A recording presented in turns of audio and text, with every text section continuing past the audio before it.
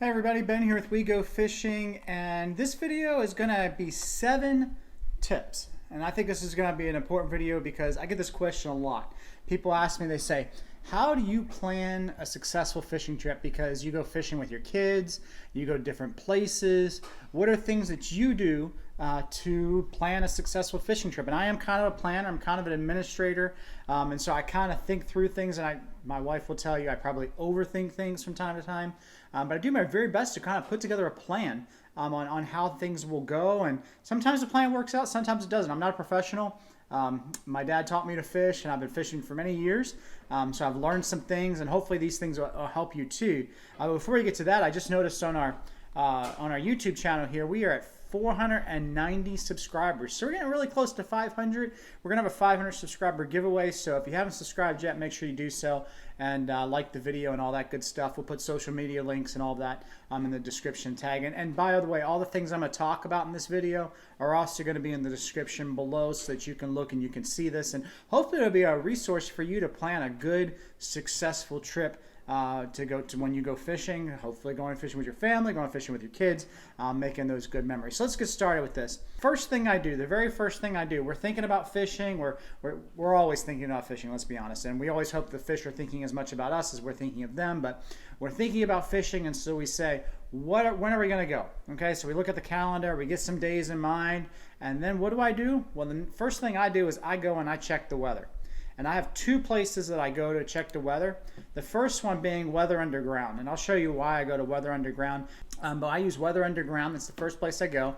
And the reason why is because of right here. If you click on the 10-day, the 10-day is where you get the best information, I think. And hopefully you can see this. If you notice, here's the weekend. And it gives you all this information that is so good. More information means a better, more successful fishing trip. At the bottom here, it gives you the wind speeds. You can kind of see this. It gives you the precipitation chance. It gives you when that's going to happen. It gives you dew points and just a lot of information as the day goes on. And if it's close enough, you can even click on that day, and you can get even more information just broken down by hours. So if you're going to go out in the morning, this is what you're going to have. This is what you're going to see. And then wind speed, the direction of the wind, all that. So Weather Underground has just a lot of good information, even things such if you are into moon phases, it's got that. It's got almanac information. So there's a lot of really good information on Weather Underground. The second place I go is to Windy. And I know people use different things for this, but wind is very important when you're fishing. And so you're going to want to check the wind here. And Windy has been pretty good, although this is going to sound strange, but recently I found that weather reports, I don't know if it's coronavirus, I don't know what the deal is, but I have noticed that weather reports are just not quite as accurate as what they used to be. I don't know. I mean, the weather has never been great, but in any case, it seems like it's been even less accurate. But anyway, so here down here, you can see right here in the bottom area, this is going to give you a good wind forecast. You can see, and it kind of is color coded, so green is pretty good. If it gets in the reds and things, that's going to be pretty heavy. It gives up here the clouds, cloud cover. It's going to be on there. It's going to give you visibility for water vapor, waves. If you're going offshore, it'll talk to you a little bit about the waves and all of that. So they're calling, this is for Tuesday, and they're calling for about 2-foot waves. If you go on to Friday at 9 o'clock or so, it'll tell you that they're saying it's going to be 17-mile-an-hour winds or so. So Windy has a lot of good information. So those are 2 websites that I use, Weather Underground and then also Windy. Those are 2 things. Check those weathers. But the other thing, and we'll get to this later in this video, but we'll talk about tides. Because tides are very important as well. But check the weather, check the tides. That's the first thing I do to plan the fishing trip. Second thing, number 2, second thing I do, check the fishing reports. I check these routinely anyway, just because that's who I am. But I check the fishing reports, and you can get pretty good fishing reports right on the, if you're in Texas at least, right off of the Department of Parks and Wildlife, their website. And this is the Gulf Coast region. And you can just read through, here's Corpus Christi, and this was actually for the week of May 20th.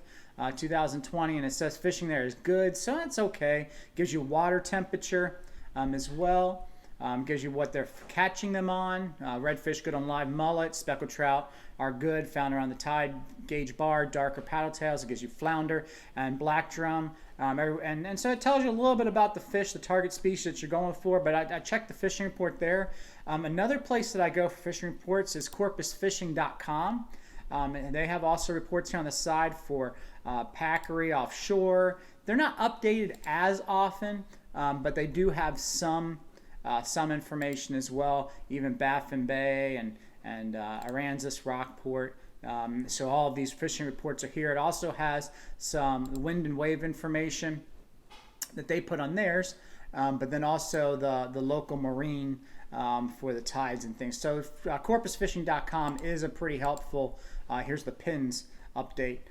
So it kind of gives you, it's pretty helpful to give you at least an idea there. So that's the Gulf Coast. So that's the Gulf Coast there, and that's Corpus. But we also go fishing Falcon, and of course the Texas Parks and Wildlife. They do have a fishing report for Falcon, and you can see here that gives you the water color, how low it is. That is really important for Falcon. Right now it's like 40 feet low, which means you're going to be running into some structure that you otherwise wouldn't if it was higher. So, but it talks a little bit about that. And then for Falcon, this is from the tackleandrods.com.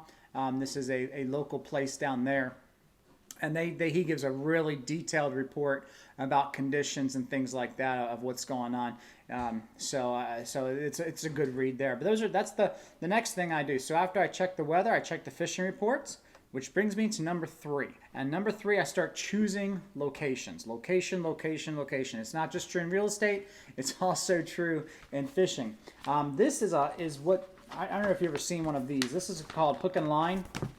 Big map, and I can't show you the full thing because it's just way too big. But this is a hook and line map for Corpus Christi, and it's got a lot of information on it. If I put this up to the camera, you can see all that information. It talks about different spots, and depending on the weather, depending on wind conditions, choosing my spots is going to be important. So I go there first, and this is good. And you'll learn other spots too that you're going to go to, but you're looking for spots that are going to work with the wind conditions, with the tides, things like that, and then also are going to be holding those target species. But I want to show you this because this is online. If you don't know about this, you are missing out on a great resource. And it's this. This one is called Navionics. And this is online. It's free. Anybody can get it. And it has a lot of detailed information. So we fish Laguna Madre a lot. Here's the Packery Channel, which we fish. But you can see on this map, it gives you all of the structure and how it's marked. And so it tells you, like, here's Kate's Hole, here's Dead Man's Hole, 2 great fishing spots, pretty common knowledge about those. But it gives you all the channel markers. It gives you where the spoil islands are. It gives you the spoil areas where the grass flats here in green. It gives you a little bit about depth information, so you know if you can get in there or not get in there. But this goes all the way up, and it really doesn't matter where you are. If you want to come all the way down here to Baffin Bay, if you want to go up here to Nueces Bay. Nueces Bay isn't as well marked because it's Nueces Bay, and you just have to know that. but anyway, if you come all the way up here, I mean, if you're in Galveston or wherever it is, you can come all the way up, and it's got all of this information about Galveston Bay and where to fish, and it's got different spots marked out. So Navionics. And I'll put the link down in the description below. But this is another source to really study, to get to know your home waters and get to know where you're fishing pretty well. And even I believe, and I'm gonna do this live because I haven't even checked, but I think it even does lakes. And yeah, you can see how this is Falcon Lake, Falcon Reservoir, Falcon Lake. We launch from in here, and you can kind of see how it's got flooded timber, it's got the islands marked. It's not as detailed, and there's the channel marker down here. It's not quite as detailed as the shore, but definitely a real help. So I would say get to know this. So check the weather, check the fishing reports, choose your spots. Have A, B, C, D, many different spots. It helps. 4th thing, pre-rig your rods. I'm not going to spend a lot of time on this, but I pre-rig my rods because I've got kids. And getting out there on the water and then not having rods all ready to go is just one more thing, and the wind and the boat's rocking, and it's just going to be hard to get those things. So I pre-rig my rods. I'm just not going to spend a whole lot of time talking about that, but it really depends on the target species we're going for, whether it's bottom rigs, popping corks, whatever it might be, jig heads. But there'll be links probably in the cards that come in on wherever the cards come in. There'll be cards there that'll link to those videos on how to rig popping corks, bottom rigs, things like that, and you can check out those. The next thing we do, this is important, sun protection. We are in South Texas. The sun is trying to kill you. I don't know if you're aware of that. It's like Mario, and the sun is trying to kill you. So make sure that you have planning for that. You want sunscreen, you want hats, you want some type of shelter. Making sure you have that, especially if you're going with kids. They're going to want somewhere to hide from the sun. So make sure you have that sun protection. That's the number 5. Number 6, hydration. Make sure you bring plenty of water with you. You don't want to be out on the water. You don't want to be anywhere near water and getting dehydrated. I know a lot of people like to go out there and drink things other than water, and maybe that's fun and everything, but you definitely want to have enough water. So very important for that. And the last one, and this is very important. Let me show you this. This is the key to every successful fishing trip, especially when you're going fishing with kids. Ready? Snacks. You gotta have snacks. If you don't have snacks, it's no good. So we got plenty of different snacks for the kids. When you go out there, when you're going out there fishing, the last thing you want to hear is somebody complain about being hungry. So take lots of snacks. And I think this is the most, if you want a successful fishing trip with your family, this is the one you cannot forget. You can forget your spots, you can forget everything else. Don't forget the snacks. Very, very important. And of course, no bananas. No bananas on the boat. That's just very important. You don't want your snacks to be bananas. You want them to be something, the kids are going to enjoy, goldfish, that sort of thing. So snacks, very important. Anyway, these are 7 different tips to help you plan a successful fishing trip. Hopefully you enjoy them, learn something. If you have a tip that will help us, we're still learning. I said we're not professionals here. So if you have a tip to help us, leave that in the comment section below. We do respond to all the comments, so I'd love to hear from you on tips that you have to plan that successful fishing trip. And until next time, may you always catch your limit.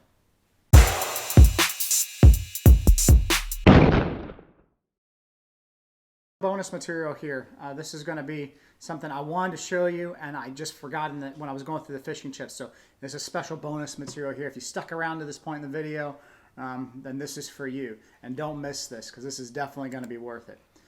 smartfishingtides.com. I'll put that down there. smartfishingtides.com.